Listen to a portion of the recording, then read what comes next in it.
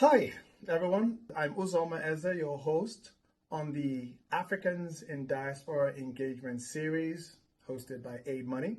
So, why are there so many Africans in diaspora? Why are there so many Africans dispersed across America? Well, the African diaspora is unique in that sense. Africans did not want to go anywhere. We got to be very clear about that. This is what kind of makes the African diaspora unique. The Africans were the only ones who were sitting, minding their business, and someone came with superior weaponry and kidnapped and sold them into human bondage worldwide as cargo. So when you look at the African diaspora, the 140 million, we're looking at maybe 5 million that's voluntary.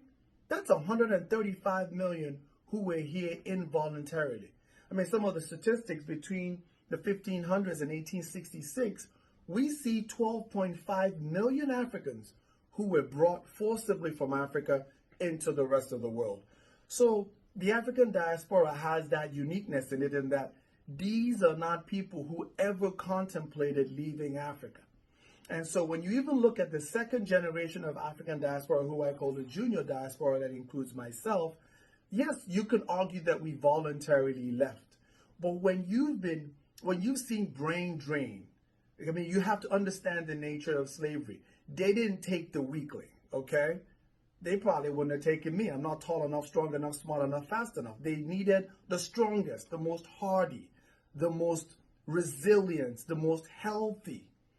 So we all know that the most important resource is the human resource. And that human resource has been systemically stripped off of Africa from the first slave trades.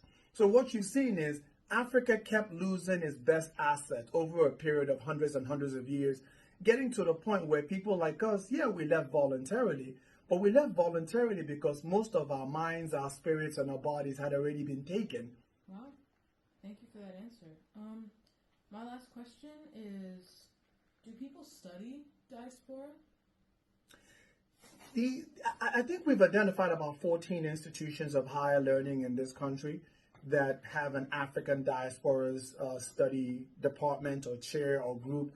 But that's really anemic when you consider how many institutions of higher learning there are in the U.S. and the fact that the United States, more than any country in the world, in fact, the United States can be argued to be the diaspora capital of the world. It is the country with the most people living in diaspora.